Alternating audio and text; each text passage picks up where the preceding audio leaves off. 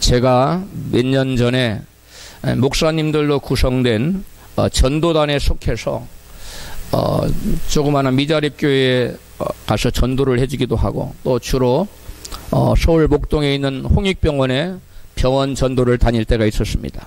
그때 일이었는데요, 둘씩 한 조가 되어서, 목사님들 2명씩 한 조가 되어서 병실에 들어가서 번갈아 가면서 한 분이 말씀을 전하고, 또 그 다음 병실에 가면 다른 분이 전하고, 또 말씀을 전할 때 옆에 있는 분은 중보기도 해주고, 그렇게 다닌 적이 있습니다.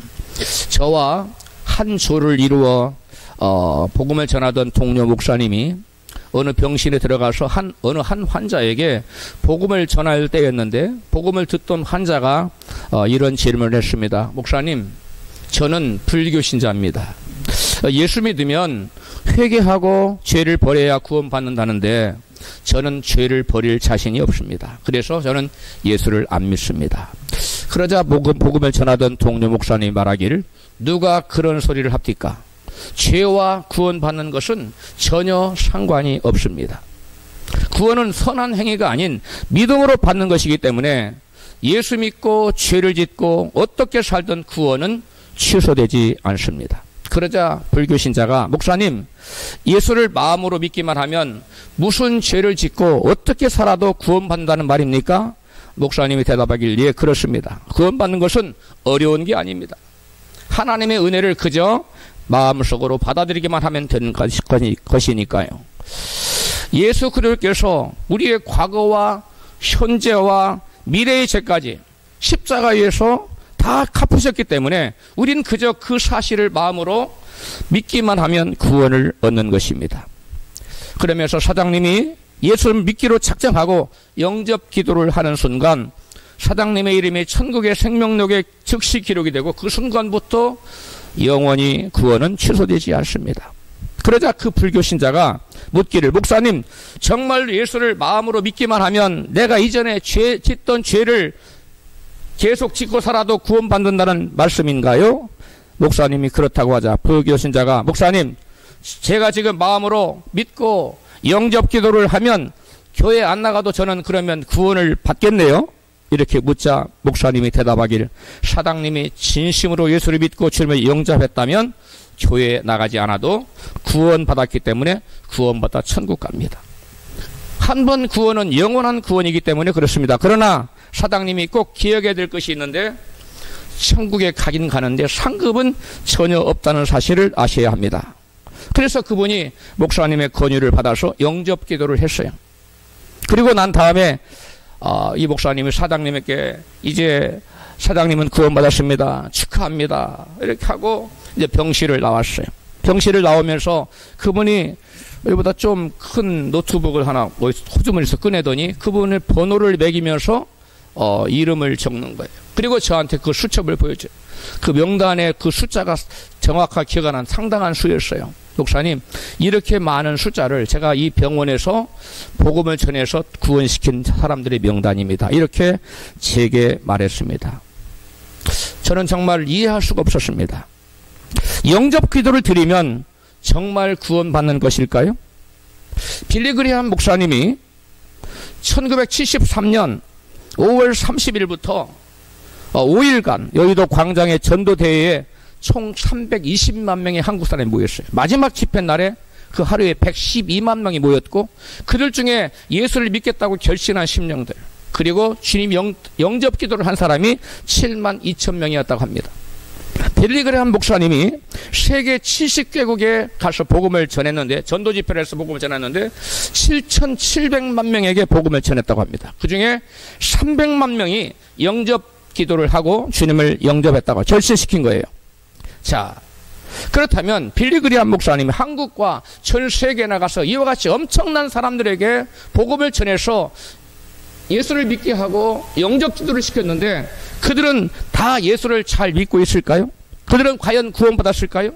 빌리 그레이엄 목사님, 이것이 의심스러웠던 것 같습니다. 그래서 그 설문조사 전문기관의 의뢰에서 세계 각국의 그 70개국의 사람들을 보내서 그 전도 집회 당신의 그 전도 집회 참석에 수협에 영접했던 사람들의 교회의 출석 여부와 그리고 신앙생활의 실태 조사를 시켰습니다. 그 결과가 어떻게 나왔을까요? 빌리그레함의 열렬한 추종자요, 후원자였던, 그리고 매일 빌리그레함의 전도 집회를 위해서 하루도 빼지 않고 중보기도를 했던 R.L. 히머스 박사는 설문조사의 결과를 이렇게 적었습니다. 통계에 의하면 빌리그레함의 전도대회의 결실로서 교회들에 등록한 사람들은 거의 없다. 숫자는 거짓말을 하지 않는다. 라고 밝혔습니다.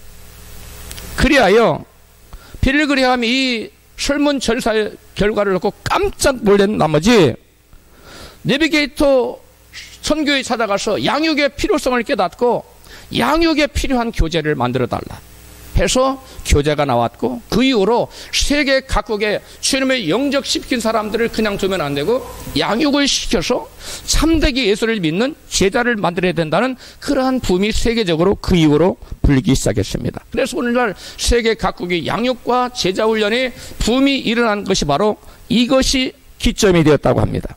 성경은 영접 기도를 한다고 해서 주님께서 우리 마음에 들어오시는 것이 아니라고 분명히 이같이 말씀합니다. 고린도후서 6장 14절입니다. 같이 있습니다. 너희는 믿지 않는 자와 멍에를 같이 하지 말라.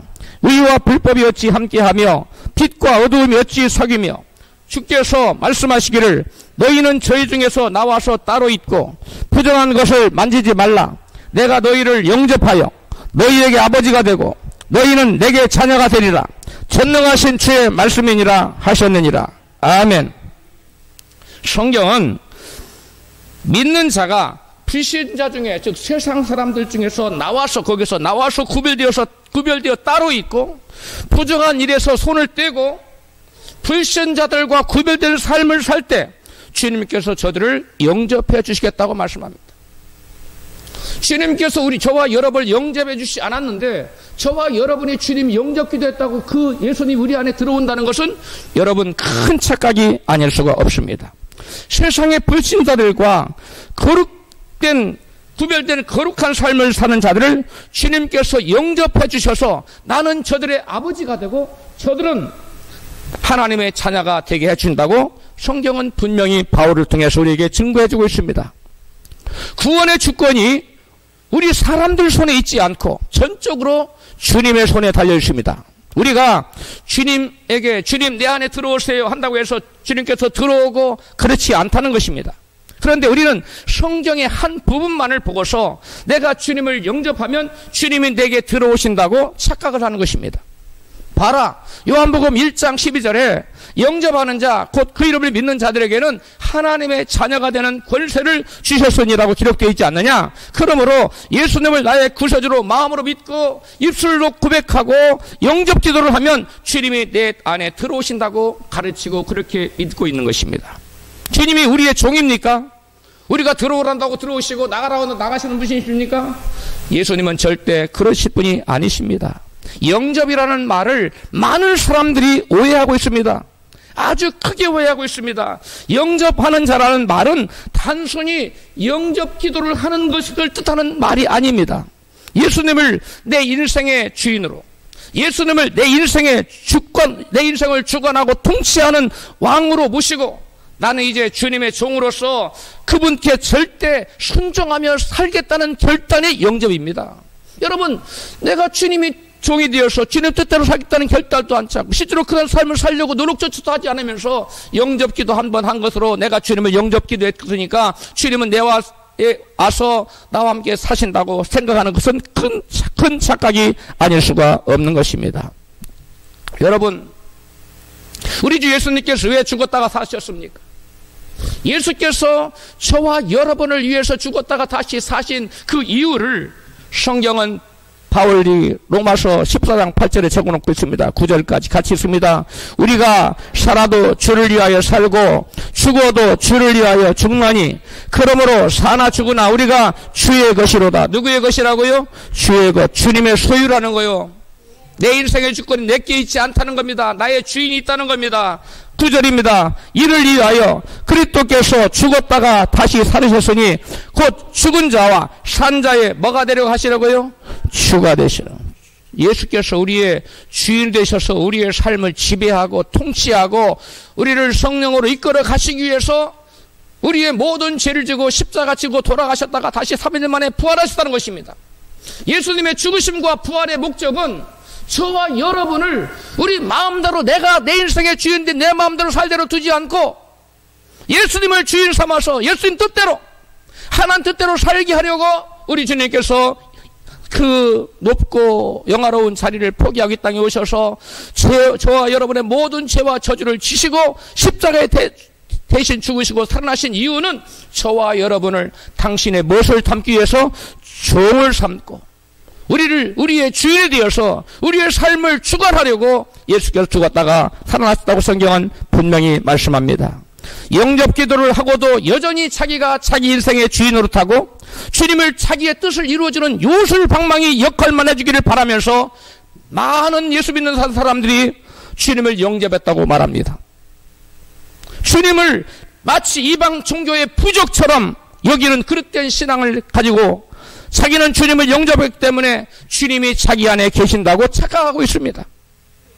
아직 자기의 주권을 주님 앞에 내려놓는 근원적인 죄를 회개하지 않았는데 어찌 예수님께서 그 사람 안에 그 사람의 주인으로 들어가실까요? 여러분, 이걸 우리가 명확하게 짚고 넘어가지 않으면 우리는 아무리 신앙생활을 오래 해도 변화되지 않습니다. 아무리 신앙생활을 오래 하고 집사가 되고 장로가 되고 목사가 된다 할지라도 그 어떤 여러분 열매도 나타나지 않는 것입니다. 여러분, 많은 교인들이 크게 착각하고 있는 것이 있습니다. 하나님이 은사와 은혜를 부어주시는 것을 자기 안에 주님이 들어와 계시는 증거로 삼는다는 것입니다. 주권을 주님께 드리지 않고 자기 인생의 주인을 바꾸지 않고서도 하나님께서 당신의 존재를 보여주기 위해서 믿도록 하기 위해서 때로는 꿈을 주시고 보여주시고 환상을 보여주시고 또 은사도 나타나게 해주십니다. 그것을 하나님이 회개하라고 나 여호와가 살아있다 라고 보여주기 위해서 보여준 은사와 여러 가지 꿈과 환상 같은 것을 자기 안에 하나님이 와 계시는 것으로 착각을 한다는 것입니다. 하나님이 그런 것들은 여러분 자기 인생의 주권을 포기하지 않았는데 예수님을 자기 인생의 전적으로 주인으로 모시고 인생의 주인 바꾸기를 안 한 사람에게 그런 것이 나타난다면 그것은 여러분 표적으로 보여주신 거예요. 물론 예수님을 영접한 사람의 그런 것들을 보여준 것은 표적으로 보여준 것이 아닙니다. 그러나 예수님을 내 인생의 주인으로 모시지 않고 예수님을 내 인생의 왕으로 모시지 않고 여전히 자기가 주인 노릇하고 자기 마음대로 자기를 위해 사는 사람, 주님을 위해 살지 않고 자기를 위해 사는 사람, 삶의 목적이 자기 자신이고 이런 사람에게 이런 것들이 나타난 것은 온전히 너는 너 자신의 왕의 자리에서 주인의 자리에서 내려와라. 그리고 내가 그 주인의 자리에 올라가기를 원한다라고 주님께서 보여주는 쌓이는 것을 믿으시기를 바랍니다. 그런데 오늘날 많은 사람들이 여전히 자기가 자기 인생의 주인을 노릇을 하고 자기 인생 운전대를 자기가 운전대 잡고 자기가 운전을 하고 인생을 살아가면서 예수님을 영접했다고 그래요. 그리고 자기 삶 가운데 하나님의 놀라운 역사들 자기가 기대했던 것들이 안 나타나니까 하나는 안 계신다는 거예요. 제가 오늘 요즘에 매일같이 나가서 교회를 이 예수 복음을 전하는데 만나는 많은 사람들 중에 내가 권사했는데요, 신천지에 가 있습니다. 내가 권사했는데 장로였는데 하나님의 교회, 그런 사람 너무나 많이 만나요. 왜 그렇습니까? 인생의 주인 바꾸기를 하지 않고 진정으로 주님을 영접하지 않고 가짜로 주님을 영접한 사람들이 여러분 하나님이 그 삶 속에 나타나지 않으니까 하나님 안 계십디다. 내가 그래서 기존 교회 다니다가 신천지로 온 것입니다. 이렇게 말하는 사람들이 부지기수인 것입니다. 너무나 많은 사람들이 예수를 믿는다고 예수를 영접한다고 하면서 고집된 영접을 한 것입니다. 우리 모두는 진정한 영접이 무엇인지 바로 알아야 될 줄로 믿습니다. 진정한 영접이라는 말은 여러분 내 인생의 주인을 바꿨다는 의미예요. 진정한 영접은 예수님을 영접한다는 것은 내가 더 이상 내 인생의 주인으로 살지 않고 예수님을 내 인생의 주인으로 삼고 예수님 나의 왕으로, 나의 하나님으로 이제는 더 이상 나 자신을 위해 살지 않고 예수님의 영광을 위해서 그 나라를 위해 살기로 작정한 심령들, 이 사람들이 회개한 심령이요, 이 사람들이 진정으로 주님을 영접한 사람이라는 사실을 믿으시기를 바랍니다. 할렐루야. 이러한 그 근본적인 죄가 회개되지 않은 사람이, 여러분, 지식적으로 예수를 믿고 지식적으로 관념적으로 예수를 믿으니까 하나님의 역사가 그 삶 속에 나타나지 않아요. 그러니까 하나님 안 보이니까, 하나님을 보지 못하니까 하나님 안 계신다고 그래요. 그리고 교회를 떠나는 것입니다. 여러분, 거짓된 영접에 속지 마시기를 바랍니다. 주님을 영접한다는 그 자체가, 그 의미가 인생의 주인 바꾸기를 했다는 의미예요. 여러분은 인생의 주권이, 여러분의 인생의 주권이 누구에게 있습니까? 여러분 여전히 예수를 믿는다면서도 여러분 인생의 주권이 여러분에게 있습니까? 아니면 내 인생의 주권을, 여러분의 인생을 전적으로 주님께 넘겨드렸습니까? 전자입니까? 후자입니까? 여러분, 후자에 모두 다 아멘 해야 될 줄로 믿습니다. 전적으로 내 인생의 주권을 주님께 넘겨드리지 않고 지식적으로 관념적으로 예수를 믿는 사람은 가짜로 주님을 영접한 것이에요. 그래서 바울 사도가 너희 안에, 너희가 믿음 안에 있는가 너희 자신을 확증하라. 그리스도께서 너희 안에 계신 것을 너희가 스스로 알지 못하면 하나님께 이미 버린 자라고 성경은 분명히 말씀하고 있습니다. 진정으로 인생의 주권을 주님께 넘겨드리지 않은 사람은 거짓 영접을 했기 때문에 주님이 그 안에 계시지 않아요. 삶 속에 주님이 나타나지 않는 것입니다. 성경은 영접 기도하면 구원받는다고 결코 말씀하지 않고 이렇게 증거하고 있습니다. 사도행전 26장 18절입니다. 시작. 내가 너를 구원하여 저희에게 보내어 그 눈을 뜨게 하여 어두움에서 빛으로 사단의 권세에서 하나님께로 돌아가게 하고 죄사함과 나를 믿어 거룩히 된 무리 가운데서 나를 믿어 거룩히 된 무리 가운데서 나를 믿어 거룩히 된 무리 가운데서 천국의 유업을 얻게 하리라 하더이다. 20절. 그러므로 내가 유대 온 땅과 이방인에까지 회개하고 하나님께로 돌아가서 회개에 합당한 일을 행하라 선포함으로 유대인들이 나를 잡아 죽이고자 하였으나 하나님 나를 지켜 보호하셨다고 바울이 고백하고 있어. 회개하고 하나님께 돌아가서 회개에 합당한 일을 하라는 거예요. 회개 열매를 맺으라는 거예요. 나를 믿어, 예수를 믿어서 거룩히 된 무리가 되어서, 그 거룩히 된 무리 가운데 하나가 되어서 천국의 유업을 받게 된다는 것입니다. 여러분, 천국의 유업 아무나 받는 것이 아니에요. 지식적으로 관념적으로 예수를 믿고 영접기도 따라해서 천국 가는 것이 아니고 천국 시민이 되는 것이 아니고 예수를 믿어 회개하고 거룩하게 된 무리 가운데 하나가 돼야 돼요. 그걸 우리는 뭐라고 그래요? 성도라고 그래요. 거룩한 무리, 거룩할 성자, 무리도자. 거룩한 무리가 성도입니다. 말로만 성도 말고 진짜 문자 그대로 거룩해 된 무리가 될 때 세상과 구별되는 거룩한 삶을 사는, 말씀에 열매 맺는, 말씀에 순종하는 삶을 사는 그러한 사람을 하나님께서는 천국의 유업을 얻게 하신다고 말씀하고 있습니다. 할렐루야. 여러분, 이것이 바로 회개에 합당한 여러분 열매를 맺는 삶을 말하는 거예요. 바울은 하나님 자기를 부르신 목적을 이렇게 말합니다. 사람들로 하나님께로 돌아가서 예수 믿고 회개에 합당한 거룩한 삶을 살게 하여 하나님의 나라를 유업으로 받게 하려고 하나님 나를 부르셨다. 내가 그래서 하나님께로 보냄받아서 이방인과 유대인들에게 내가 그런 말씀을 전했다. 그랬더니 사람들이 전부 다 바울을 잡아 죽이려고 했다. 누가? 유대인들이. 여러분, 거룩한 말씀대로 살아라. 그리고 거룩한 그 열매를 맺어라. 그리고 성도가 되라. 그리고 천국을 유업으로 받아라. 아름다운 열매를 맺어라. 이런 말을 하면 잡아 죽이려고 그러는. 사단은 그러한 사람들을, 바로 바른 복음을 선포하는 자를, 바울 같은 자를 가만두지 않는다는 것입니다. 18절에 보니까 나를 믿어 거룩하게 된 무리에 속하게 하여 유업을 얻게 하라고 말씀하고 있습니다. 거룩하게 되지 않으면 유업을 받지 못한다는 것입니다. 간접적으로 믿고 영접기도 했다고 천국을 유업으로 받는 것이 아니라 뭐 하게 될 때? 거룩하게 될 때. 할렐루야. 회개 열매를 맺을 때 여러분 천국을 유업으로 받는다는 사실을 기억하시기를 축복합니다. 히브리서 12장 14절에 말씀합니다. 모든 사람으로 더불어 화평함과 거룩함을 쫓으라. 이것이 없이는 아무도 주를 보지 못하리라. 이렇게 말씀합니다. 여기서 이것이 없이는, 이것이 뭘까요? 제가 영어 성경을 뒤져봤더니 without holiness no one will see the Lord 그랬어요. NIV 성경에.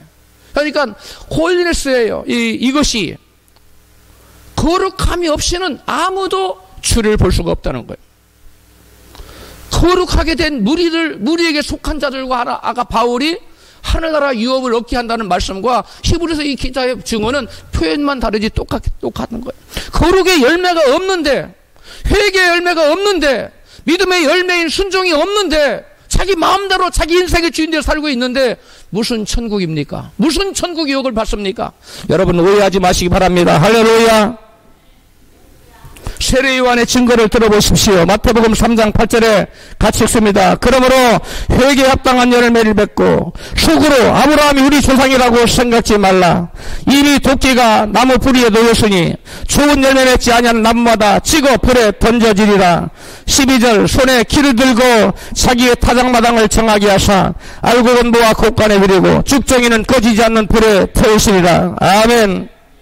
세례요한은 너희가 아브라함의 자손이기 때문에, 너희가 택한 족속이기 때문에, 너희들이 선민이기 때문에 너희가 구원받을 줄 알아?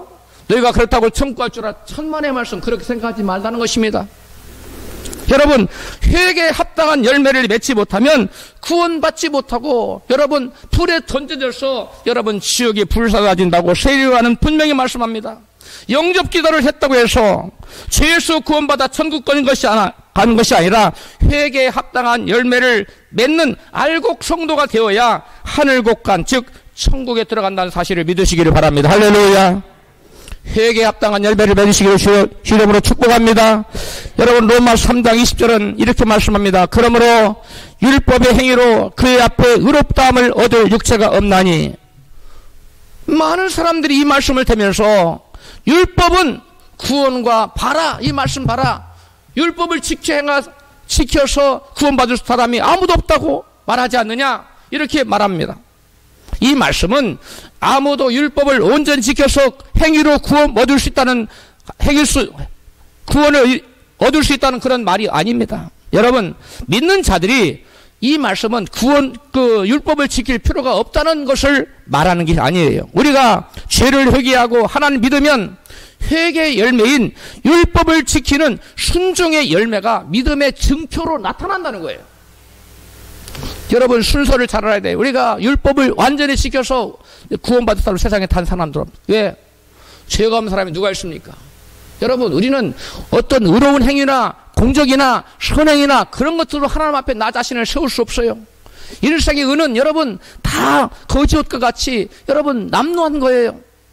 우리 인간이 의로 하나님 앞에 나갈 수가 없습니다. 그래서 율법이 의로는 아무도 구원받을 수가 없다고 성경을 말씀하고 있는 것입니다. 여러분 성경은 우리에게 말씀합니다. 죄를 회개하고 하나님 믿으면 회개의 열매인 율법을 지키는 순종의 열매가 믿음의 증표로 나타난다고 성경은 분명히 말씀합니다. 요한복음 3장 36절입니다. 시작. 아들을 믿는 자는 영생이 있고 아들을 순종치 아니하는 자는 영생을 보지 못하고 도리어 하나님의 진노가 그 위에 머물러 있느니라. 아멘. 여기서 사도 요한은 아들을 믿는 것과 순종하는 것을 동의어로 말하고 있어요. 아들을 믿는 자는 영생이 있고 아들을 믿지 아니하는 자는 영생을 보지 못하고 그래야 되는데 여기서 믿지 아니하는 자가 아니라 순종치 아니한 자라고 말을 바꿔서 얘기했어요. 즉 믿음과 순종은 여러분 동전의 앞면과 뒷면과 같은 것이요 손바닥에 앞면과 뒷면과 같은 존재. 뗄래야 뗄 수가 없는 거예요. 손바닥 앞면 가고 뒷면 안 가면 같이 가지? 마찬가지입니다. 믿음과 순종은 뗄래야 뗄 수가 없는 겁니다. 즉 믿음과 율법을 지키는 것은 뗄래야 뗄 수가 없는 거예요. 믿음의 사람은 반드시 율법을 지키는 그러한 행위의 열매가 여러분 선한 열매가 나타난다는 것입니다. 할렐루야. 이 열매를 예수님은 아름다운 열매라고 말했어요. 사도 바울은 여러분 빛의 열매라고 말했습니다. 세례 요한은 이것을 좋은 열매라고 말했습니다. 성경은 여러 가지 열매로 표현하고 있는데 아무튼 간에 여러분 믿는 자는 율법을 지키는 순종의 열매가 나타난다는 사실을 여러분 꼭 기억하시기 바랍니다. 할렐루야. 반드시 알아야 할 것은 율법을 지켜서 구원받는 것은 아니라는 것입니다. 그러나 진정 믿는 자는 율법을 지키는 회개의 열매가 그 믿음의 열매가 반드시 삶 속에서 나타난다는 거예요. 믿으시면 아멘 하십시다. 만약 율법을 지켜야 구원받는다고 한다면 여러분 이 세상에 구원받은 사람 누가 있어요? 아무도 없습니다. 왜? 세상에 죄를 안 지을 사람이 누가 있어요? 여러분 우리가 예수를 믿으면 율법을 지키는 순종의 열매가 나타난다고 해서 예수를 믿고 나서 죄를 한 번도 안 짓고 계속 의를 행하고 선을 행한다는 게 아니에요. 때때로 넘어질 수 있어요. 그러나 거기서 따라 나와 수 있으라고 그랬죠. 손을 지어서 씻으라는 거예요. 그런 죄를 씻고 다시금 하나님 앞에 나오도록 만들어 놓은 거예요. 하나님과 믿는 자의 이스라엘 백성들의 관계가 언약 백성입니다. 이스라엘 백성 하나님 자녀가 된 것은 언약으로 맺어졌어요. 그래서 이스라엘 백성 하나님 자녀가 된 겁니다. 하나님 백성이 된 거예요. 오늘날 우리도 똑같습니다. 하나님과 우리가 언약으로 맺어진 관계입니다. 근데 이스라엘 백성들이 언약을 깨트리면 하나님과 관계가 파기돼 버려요. 그런데 하나님께서 우리 인간의 연약함을 아시고 인간이 다시금 관계를 회복할 수 있도록 만든 장치가 있어요. 그 장치가 뭐냐? 제사제도라는 거예요. 그 이스라엘 백성 하나님께 제사를 드림으로 죄를 짐승에게 고백하고 그 짐승을 죽여서 대신 자기 죄를 갚게 했어요. 그때마다 제사를 드릴 때마다 이스라엘 백성들은 죄를 회개했어요. 마찬가지로 오늘날 우리는 다시 더 이상 죄를 지랄 이유가 없습니다. 왜냐? 예수께서 우리의 모든 죄를 씻고 십자가에 달려 돌아가시기 때문에 그렇습니다. 한 영원한 제사를, 완벽한 제사를 십자가에 들으셨기 때문에 두 번 다시 우리는 여러분 이 짐승을 잡고 양을 잡는 그런 그 제사는 드릴 필요가 없어요. 그러나 우리가 여러분 다시금 죄를 지면 예수님을 다시금 십자가에 못 박는 것이기 때문에 우리는 모든 죄를 여러분 회개해야 될 줄로 믿습니다. 우리가 회개하는 것이 바로 하나님과 우리의 관계를 다시 회복시켜주는 거예요. 여러분 죄를 버리고 우리가 의롭다함을 받았다고 해서 하나님의 자녀가 됐다고 해서 다시금 그때부터 죄를 전혀 안 진다는 것이 안 져야 구원받는 게 아니에요. 죄를 10번 짓던 사람이 9번 지고 그 다음에 8번 지고 점진적으로 여러분 그때부터 회개하고 넘어지고 일어나고 하면서 결국 죄에서 완전히 죄를 끊고 나중에는 어쩌다가 정말 죄를 짓고 죄를 안 짓는 때가 거의 대부분 이런 삶으로 여러분 바뀌어간다는 것이지 죄를 전혀 안 져야 율법을 지켜야 구원받는다는 게 아니에요. 그러나 예수를 믿는 사람 반드시 율법을 지키는 순종의 열매가 나타난다는 사실을 믿으시기를 바랍니다. 할렐루야. 그래서 예수님께서는 산상수훈 설교에서 율법에 대해서 이같이 말씀합니다. 본문 마태복음 5장 16절 18절입니다. 시작. 이같이 너희 빛을 사람에게 비추게 하여 저희로 너희 착한 시를 보고 하늘에 계신 너희 아버지께 영광을 돌리게 하라. 내가 율법이나 선지자나 폐하러 온 줄로 생각지 말라. 폐하러 온 것이 아니라 완전케 하려 함이로다. 진실로 너희에게 이르노니 천지가 없어지기 전에는 율법의 1.1획이라도 반드시 없어지지 아니하고 다 이루리라. 아멘. 예수님께서는 율법을 폐하러 온 것이 아니라 도리어 뭐 하기 위해서 오셨다고요? 완전케 하기 위해서 오셨다고 분명히 말씀합니다. 목사님, 성경에 율법 절기나 제사제도 뭐 이런 거 다 없어지지 않았어요? 폐기되지 않았습니까? 라고 질문할 수 있습니다. 여러분, 율법은 세 가지입니다. 여러분, 구약의 율법은 세 가지로 분리되고 있어요. 한 가지는 여러분 그 제사제도에 관한 의식법이 있어요. 그거는 그 의식법은 예수께서 이 땅에 오심으로 그 구약 시대의 모든 제사제도 이런 의식 같은 건 전부 다 장차 오실 예수님을 가리킨 거예요. 그림자로 비춰주신 거예요. 실제가 왔어요. 그림자가 무슨 소용이 있습니까? 그래서 더 이상 의식법, 제사제도, 뭐 제사장 의복, 뭐 절기 이런 거 다 없어진 거예요. 오늘날 뭡니까? 6월절에 시켜야 구원, 이런 거 다 이런 진리를 모르기 때문에 여러분 엉뚱한 소리 하는 것입니다. 안식일이나 절기로 인하여 너희를 뭐하지 못하게 하라? 비판하지 못하게 하라고 골로새 2장 16절에 분명히 말씀하고 있습니다. 할렐루야. 그 다음에 이스라엘 민족의 사회 제도에 관한 시민법이 있어요. 우리는 이스라엘 민족이 아니잖아요. 이스라엘 나라가 우리나라 한국 백성이지 이스라엘 백성. 그래서 우리 그 시민법은 not related. 그들과 그것과 우리가 상관이 없어요. 아까 그것은 뭐예요? 성취되었어요. 아까 제사법은 예수 그리스도 오심으로 완전히 성취됐어요. accomplished. 완전히 성취됐어요. 그래서 더 이상 그림자는 필요가 없게 된 거예요. 이제 나머지 하나의 법이 있죠. 이건 뭐냐면 천국 백성의 법이에요.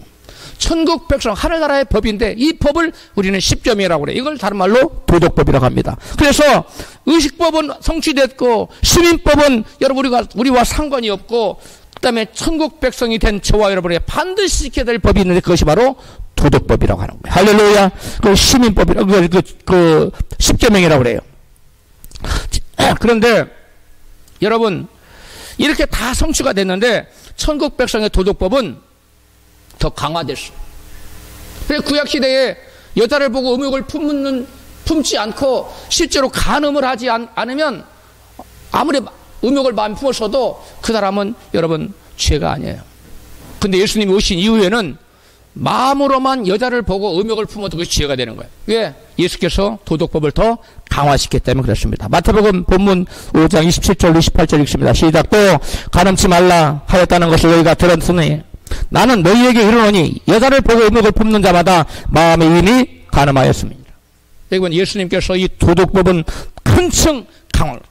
여러분, 옛날에 사람을 쳐서 죽이지 않으면 살인죄에 적용되지 않았어요. 그러나 오늘날은 사람을 증오하고 미워하면 그건 살인죄예요. 이게 바로 예수께서 도덕법을 강화시켰기 때문에 그렇습니다. 여러분, 그러므로 예수님께서 내가 율법을 폐하려 온 것이 아니라 완전케 하려 하신다고 한 말씀은 하늘나라의 도덕법을 두고, 즉 십계명을 지키는 것을 두고 염두에 두고 말씀하신 것입니다. 할렐루야. 예수님께서는 예수를 믿고 있는 제자들에게 죄와 구원과의 상관관계를 이같이 말씀합니다. 예수 믿는 제자들에게 너희들은 나를 영접했고 구원받았으니까 이제는 뭐 죄와 상관없이 어떻게 살아도 천국 가는 거야, 이렇게 말하지 않았어요. 이렇게 말씀했습니다. 대신 마태복음 5장 20절 본문입니다.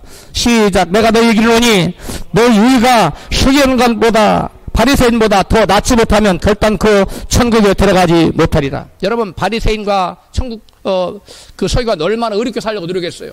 우리의 의도 최소한 그 정도 이상은 돼야 된다는 거예요. 여러분, 예수 믿는다고 막 살아도 된다는 게 아니에요. 그 다음에 29절입니다. 같이 읽습니다. 만일 내 오른 눈이 너로 실족해 하거든 내버리라. 네 백체 중 하나가 없어지고 온몸이 지옥에 던지지 않는 것이 유익하며. 30절 또한 만일 내 오른손이 너로 실족자거든 씻어 내버리라. 네 백체 중 하나가 없어지고 온몸이 지옥에 던져지지 않는 것이 유익하니라. 아멘. 여러분, 두 눈 가지고 죄를 짓다가 지옥 갔어요. 그런 것보다 한 눈 떼버리고 한 눈 없이 천국 가는 것이 훨씬 낫다는 거예요. 무슨 말이에요? 믿으면 구원받는다가 아니라 예수님은 하나님을 믿는 사람 반드시 그 믿음의 징표인 회개 열매와 믿음의 열매인 즉 순종의 열매가 나타나야 하는데 이 말씀을 지켜야 된다는 거예요. 할렐루야. 여러분, 두 눈 가지고 지옥 가는 것보다 한 눈 가지고 천국 가는 것이 훨씬 낫고, 두 손 멀쩡해 가지고 지옥 가는 것보다 한 손 찍어버리고 죄 안 짓다가 거룩하게 살다가 천국 가는 것이 훨씬 낫다고 말씀하는 거예요. 이건 누구한테 한 말이냐? 예수 믿는 제자들에게 했다는 거예요. 오늘날 저와 여러분에게 두고 하신 말씀이에요. 예수 믿으면 한 번 구원은 영원한 구원이니까 다시금 어떻게 살아도 괜찮아. 이렇게 예수께서 예수 믿는 사람에게 예수 믿는 것을 죄의 면죄부로 말씀하지 않고, 여러분, 예수 믿는 것이 죄의 면죄부가 아닙니다. 아무런 죄를 져도 괜찮다는 게 아니에요. 죄와 구별될 삶을 살아라는 겁니다. 믿으시면 아멘 하십시다. 만약 예수를 마음으로 믿기만 하면 구원받는다면 예수님께서 왜 이런 말씀을 하셨겠어요? 예수 믿는 자라 할지라도 천국 백성이 마땅히 지켜야 될 도덕법인 십계명을 지키는 것이 믿음의 열매이기 때문에, 믿음의 증표이기 때문에 바로 그런 것입니다. 예수를 믿는다고 하면서 십계명 무시하고 자기 마음대로 살아요. 하나님을 사랑하지 않고 우상을 섬기고 이웃을 사랑하지 않고 이웃을 미워하고 이웃에게 사기치고 이런 삶을 살아. 그리고 마음이 주님 영접했다고 그래. 교회 열심히 나와요. 헌금하고. 그런다 구원받는 게 아니라는 거예요. 이거는 믿음의 진정한 믿음이 아니라는 것입니다. 많은 사람들이 구원 얻는 믿음을 관념적인 믿음, 머리로 믿는 지식적인 믿음이라고 오해하고 있습니다. 여러분, 물론 우리가 믿음에는 이것이 그 우리 믿음의 기초를 닦아줘요. 그리고 그 우리가 믿음의 집을 짓는 것입니다. 여러분, 예수께서 나를 위해 죽으셨다. 예수께서 나를 죄를 대신 갚으시고 3일 만에 우리 영원한 부활을 주기 위해서 부활하셨다. 그리고 하늘 승천하셔서 나를 위해서 보좌 앞에 나를 기도하고 계시고 앞으로 오셔서 세상을 심판으로 오시고 믿는 자를 구원하기 오시고, 이런 거 믿는 거, 이거 여러분 믿는 거, 이게 중요해요. 이게 없으면 안 돼. 이것이 우리의 진정한 순종의 열매의 믿음을 짓는 여러분 그라운딩을 하는 거예요. 이 기초를 닦아주는 거예요. 이것이 없으면 안 돼요. 그러나 그것만으로 구원받는 거 아니에요. 그러한 지식적인 믿음만으로, 그러한 관념적인 믿음만으로 구원받는 것이 아니라 그 믿음에 입각해서 이제는 내가 하나님을 위해 살고 하나님의 영광과 그의 나라를 위해 살고 여러분 이웃을 위해 사는 그러한 삶을 사는 자가 될 때 진정한 믿음의 열매를 맺는 사람인 것을 믿으시기 바랍니다. 여러분 살아있는 씨앗은 여러분 땅에다 심어놓으면 반드시 뿌리를 내고 싹을 내고 열매를 맺게 되어 있어요. 그러나 죽은 씨앗은 땅에 여러분 심어놔도 여러분 절대로 뿌리를 내리지 못하고 싹을 틔우지 못하고 열매를 기대할 수 없습니다. 열매가 나타납니다. 왜? 씨앗이 죽어있기 때문에. 마찬가지로 우리의 믿음이 진정한 살아있는 믿음이라면, 우리 안에 있는 믿음이 진정한 믿음이라면, 예수께서 진정 내 안에 계시다면 나의 삶 속에 예수의 열매가 나타나야 되는 것입니다. 할렐루야. 나의 삶 속에 예수의 거룩한 열매가 나타나야 되는 거예요. 내 안에 예수가 계시는데 왜 맨날 죄의 열매만 나타납니까? 잘못된 것입니다. 내 안에 진정 예수가 계시고 내 안에 있는 믿음이 진정 살아있는 믿음이라면 반드시 여러분 의의 열매, 여러분 사랑의 열매, 여러분 놀라운 여러분 열매들이 나타난다는 사실을 믿으시기를 바랍니다. 할렐루야. 그래서 예수께서 이같이 말씀하십니다. 마태복음 7장 21절입니다. 시작. 나더러 주여 주여 하는 자마다 천국에 다 들어갈 것이 아니요 다만 하늘에 계신 내 아버지의 뜻대로 행하는 자라야 들어가리라. 여기 보니까 누가 하늘나라에 들어간다고요? 하나님 아버지 뜻대로 행하는 자. 그러면 하나님 아버지 뜻대로 행하는 자 들어간 하나님 아버지의 뜻이 무엇일까요? 바울은 데살로니가전서 4장 3절에서 이같이 말씀합니다. 시작. 하나님의 뜻은 이것이니 너희의 거룩함이라. 하나님 뜻은 너희들 예수 믿었으니까 이제 막 살아. 믿음이 너희를 자유케 해서 마음대로 살면 되는 거야. 예수 그렇게 절대로 그 말씀하지 않았어요. 하나님의 뜻대로 행하는 자라야 구원받는다는 거예요. 천국에 들어간다는 거예요. 근데 그 하나님 뜻이 뭐냐? 바울은 너희 하나님의 뜻은 이것이 너희의 거룩함이라는 거예요. 세상과 구별되어야 된다는 거예요. 믿으시면 아멘 합시다. 거룩함이란 두 가지 의미가 있어요. 구별된다는 것이에요. 세상과 구별돼야 되고 죄와 구별돼야 돼요. 마귀와 구별돼야 돼요. 그리고 거룩함이란 또 다른 뜻은 깨끗하다는 거예요. 아무런 흠이 없다는 걸 말하는 거예요. 죄 짓지 않고 죄와 멀리하는 삶을 산다는 것을 말하는 거예요. 그러므로 회개에 합당한 거룩한 열매를 맺는 것이 바로 구원 얻을 수 있는 참된 믿음이요 살아있는 믿음이라는 사실을 믿으시기 바랍니다. 할렐루야. 성경에 이처럼 분명하게 기록된 구원의 도리가 오늘 왜 이리도 왜곡되고 있을까요? AD 313년에 콘스탄틴 대제가 기독교를 로마의 국교로 만들면서 교회는 세상과의 구별이 점점 여러분 사라졌어요. 그리고 교회는 급속도로 여러분 세속화되어 갖고 영적인 암흑기에 빠져들게 되었습니다. 그때 교회가 국가 권력과 손을 잡고 막강한 권력을 행사했습니다. 막강한 권력을 쥔 교회가 배도의 길을 걷고 잘못된 것을 가르치는데도 그 누구도 그 막강한 권력 앞에 대항해서 싸우지 못했습니다. 그 당시에는 대부분의 사람들이 성경에 대해서 무지했는데 그 이유는 무엇보다 저들에게 모국어로 여러분 번역된 성경이 없었다는 거예요. 그 또한 그 당시에 많은 평민들이 글을 제대로 읽을 수 없었어요. 문맹률이 너무나 높았어요. 오직 그리고 교회만이 성경을 해석할 수 있는 그러한 권한을 딱 가지고 있었어요. 일반인들이 성경을 해석하면 정지했어요. 네가 감히 성경을 해석해?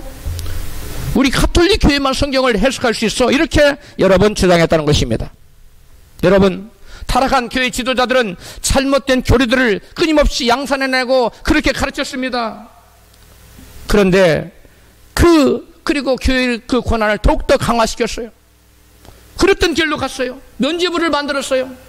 조상들의 죄를 위해서 헌금하면 너가 땡그랑 소리가 나는 순간 연옥에 있던 조상들이 천국으로 한다고 잘못된 것을 만들었어요. 마리아가 승천했다고 그랬어요. 마리아가 죄가 없다고 만들었어요. 교황은 무지하다고 만들었어요. 이런 말도 안 되는 말들을 막 만들어서 사람들을 미혹했습니다. 그러자 일부 교인들이 깨어있는 지지층 교인들 사이에서 종교개혁의 필요성을 외치기 시작했는데 그것이 오늘날 프로테스탄트 즉 개신교의 시발점이 되었습니다. 16세기에 1500년대를 말하는 겁니다. 종교개혁자들은 오직 예수 그리스도만이 유일하신 중보자라는 진리를 밝히 드러냈습니다. 그리고 행함과 고행을 통해서가 아니라 오직 하나님의 은혜와 예수 그리스도의 십자가를 통해서만 구원이 이룰 수 있다는 진리를 평민들에게 가르치기 시작했습니다. 당시 가톨릭 교회는 종교 개혁을 막기 위해서 개혁자들을 교회에서 파면시키고 그들을 화형대 위에서 불살라 죽였어요. 하지만 개혁의 불꽃은 온 유럽으로 들불처럼 퍼지기 시작했는데 마틴 루터를 필두로 해서 멜랑이톤, 켈빈, 쭈빙글리와 같은 개혁자들이 우죽순처럼 일어났습니다. 개혁자들이 일어나서 백성들에게 오직 믿음으로 구원받는다는 진리를 가르쳤습니다. 행위 중심적 가톨릭 신학의 오류의 반발로 개혁가들이 일어났기 때문에 저들은 믿음 속에 내재되어 있는 믿음의 열매인 거룩을 이해하지 못했습니다. 이것이 종교개혁의 여러분 한계입니다. 믿음 속에는 반드시 뭐가 되어 있다고요? 순종과 거룩이라는 요소가 내포되어 있는 그걸 보지 못하는 거예요. 단지 그들의 믿음은 마음속의 관념적인 믿음, 지식적인 믿음으로 오해했다는 것이며, 그래서 그들은 믿음의 열매로 나타나는 말씀에 대한 순종의 중요성을 깨닫지 못하고 순종과 거룩과 성화의 중요성을 여러분 소홀히 하게 되었습니다. 종교개혁은 로마 가톨릭 교회 오류와 부패에 대한 반발로 시작되었기 때문에 개혁자들의 구원론은 내면적인 믿음을 강조하는 면으로 치우칠 수밖에 없었습니다. 16세기 종교개혁자들이 일으킨 가장 큰 공적은 믿음의 중요성을 밝히 드러냈다는 점입니다. 하지만 저들의 한계는 믿음에 내재된 순종과 거룩의 요소를 보지 못했다는 점입니다. 그들의 개혁에 의해서 복음 진리가 완전히 회복될 수 없었다는 점이 종교개혁의 한계입니다. 그리하여 종교개혁은 미완성 개혁으로 남아있게 되었습니다. 그러다가 1700년대에 하나님께서 요한 예술례를 보내셔서 개혁의 바통을 이어받게 하셨습니다. 요한 예술례는 구원은 오직 예수 그리스도를 믿음을 통해서 가능한데 이 부분이 중요해요. 이전에 개혁자들이 하지 않던 말을 합니다. 살아있는 구원 얻는 믿음은 그 결과로 반드시 순종의 열매가 나타난다. 이렇게 설파했어요. 요한 예술례가 순종과 절제를 경건한 그리스도인에게 나타나는 믿음의 열매라고 가르치자 당시의 대다수 개신교회로부터, 천주교로부터가 아니라 개신교회로부터 극심한 반대에 직면하게 되었습니다. 요한 예술례의 성화와 가르침을 여러분 감리교에서조차도 오늘날 계승되지 못하고 있습니다.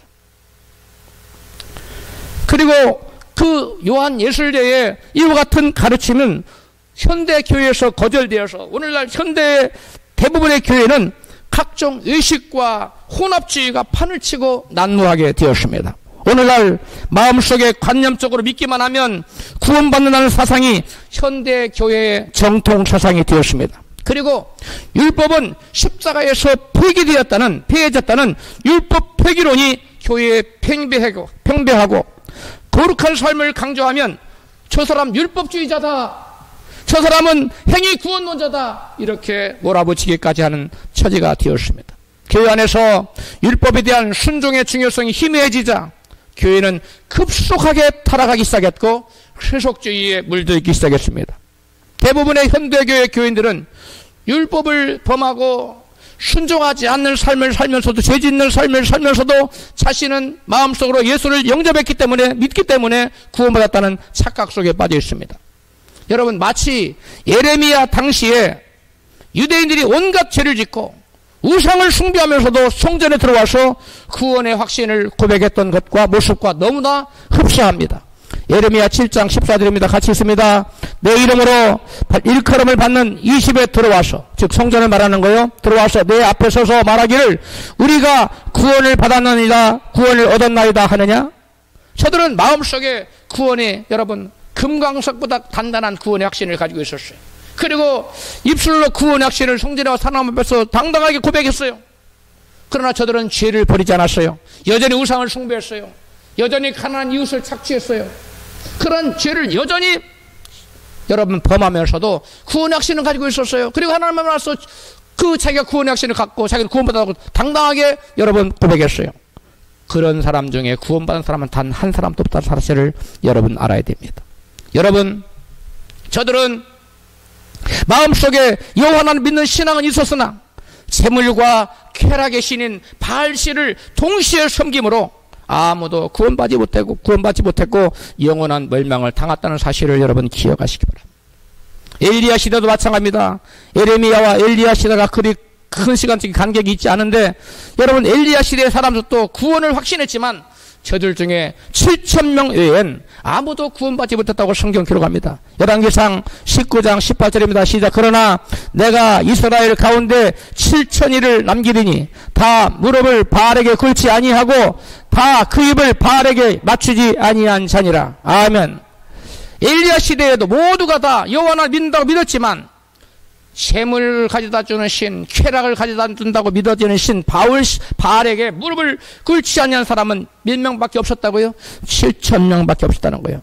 그 7,000명 외에는 아무도 구원받은 사람이 없어요. 이스라엘 당시에 여러분 이스라엘 수가 얼마나 됐을까요? 적어도 1,000만 이상이 됐습니다. 여러분 그 중에 7,000명 외에는 아무도 구원받지 못했어요. 왜 그러냐? 여러분 그 당시에 사람들이 재물신에 무릎 꿇었어요. 그리고 쾌락의 신에 무릎을 꿇었어요. 쾌락의 신, 재물의 신에 입 맞췄어요. 오늘날도 마찬가지로 예수를 믿는다고 하는 수많은 사람들이 있습니다. 그러나 오늘날 한국교회에 700만 예수를 믿는다고 개신교회 성도가 뭐 700만, 그 돈 700만 중에는 여러분 신천지 하나님의 교회, 그 다음에 제치를 안식교 일단 또 포함된 거예요. 실제로 우리 개신교회 한 500만이나 400만, 500만 믿는다고 그러는데 그 400만, 500만 중에 안나가 교인, 가나안 교회도 100만이 있다는 거예요. 300~400명이 교회 나오는 거예요. 그러면 300~400명이 다 구원받느냐? 그들 중에 바알과 입맞추는 사람, 즉 재물신과 입맞추는 사람, 그리고 쾌락의 신에 무릎을 꿇는 사람, 이런 사람 얼마나 많습니까? 그런 사람들은 여러분 하나님과 상관없는 사람, 구원과 상관없다는 사실을 알아야 됩니다. 여러분 오늘날 이 시대의 교인들 중에 예수를 믿는다고 말하지만 진정 재물신이요 쾌락의 신인 바알에게 무릎 꿇지 아니한 사람은 과연 얼마나 될까요? 우리를 끊임없이 유혹하는 재물신과 쾌락의 신을 물리치고 오직 예수 이름 앞에 무릎 꿇고 좁은 길로 걸어가는 신앙인 되시기를 축복합니다. 오늘날 예수를 믿는다고 하는 사람들은 많대. 하나님을 사랑하는 자, 그 말씀에 순종하여 사는 진정한 그리스도인은 찾아보기 힘든 때가 되었습니다. 디도서 1장 16절입니다. 저희가 하나님을 시인하나 행위로는 부인하니 가증한 자요 복종치 아니하는 자요 모든 선한 일을 버리는 자니라. 입술로 하나님 시인해요. 예수 믿는다고 그래요. 그걸 하나님 사랑한다고 말해요. 그런데 입술로 하나님 사랑하나 저들이 마음은 내게서 멀도다. 마음은 저 돈에 가 있어. 마음은 저 쾌락에 가 있어요. 여러분 이것이 사도 바울의 디도가 있을 때의 여러분 초대교회의 모습인데 오늘 이 시대에 더 나아졌습니까? 여전합니다. 입술로 하나님 시인하고 입술로 하나님 사랑한다고 그러지만 하나님은 돈을 더 사랑하고 하나님도 세상을 더 사랑하는 사람들이 교인들 중에 얼마나 많습니까? 그리고 입술로 하나님 믿는다고 하는데 행위로는 예수님 부인해요. 행위로는 죄를 물 마시듯이 마셔요. 스스럼없이 자기 유익이 되면 죄를 져요. 여러분 이것이 이 시대에 여러분 그리스도인을 믿는다고 하는 예수를 영접했다고 하는 사람들의 여러분 삶의 모습 아닙니까? 많은 사람들이 다는 아니지만 이것이 바로 이 세대의 그리스도인들의 모습입니다. 우리는 이 세대를 본받지 말라고 성경 말씀합니다. 우리는 이 세대를 본받지 말고 이 세대와 구별된 거룩한 삶을 살아야 될 줄로 믿습니다.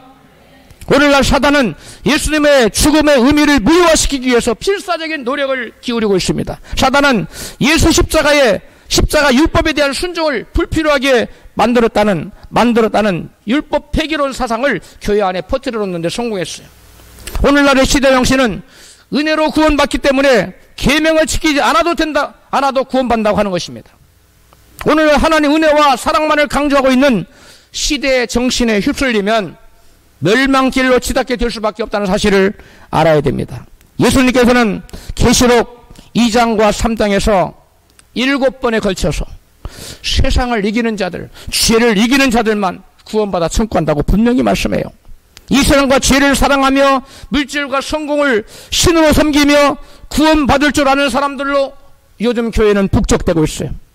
여러분 예수님 부활의 주님께서 분명히 말씀합니다. 소아시아 7교회 이게 말하기를 이기는 자는 생명과를 먹게 하겠다. 이기는 자에게는 둘째 사망의 해를 받지 않게 하겠다. 이기는 자에게는 감추어진 만나를 먹이겠다. 이기는 자는 자에게는 만국을 다스리는 권세를 주겠다. 이기는 자에게는 생명책에서 그 이름이 지워지지 않게 하겠다. 이기는 자는 성전의 기둥이 되게 하겠다. 이기는 자는 내 보좌에 나와 함께 앉게 하겠다. 이거 7번 전부 다 이기는 자에게 준 거예요. 뭘 이기는 거예요? 죄를 이기는 거예요. 세상을 이기는 거고 마귀를 이기는 건 마귀 권세를 이기는 겁니다. 여러분, 우리가 믿음이 없이 세상을 이기면 너희의 뭐라 그랬어요? 믿음이라고 그랬어요. 믿음이 없이 어떻게 우리가 세상을 이깁니까? 믿음이 없이 우리가 어떻게 말씀에 순종하며 살 수가 있습니까? 믿음이 없이 우리가 어떻게 마귀가 엄청난 유혹을 해오는데 마귀 유혹을 물리치고 여러분 말씀에 순종하는 삶을 살 수 있습니까? 우리에게 믿음이 있어야 될 줄로 믿습니다. 마지막 환난을 통과하게 만들어주는 것은 계명에 순종하는 살아있는 믿음입니다.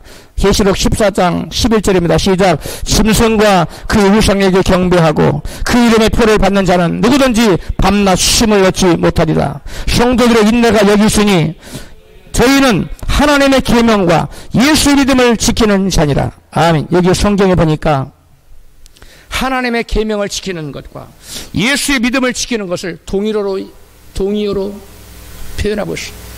계명 지키는 것이 곧 믿음이에요. 할렐루야. 믿음을 지키는 것이 계명을 지키는 것이고 계명을 지키는 것이 곧 믿음을 지킨다는 사실을 믿으시기 바랍니다. 계명 따로 믿음 따로가 아니에요. 율법 따로 믿음 따로가 아니에요.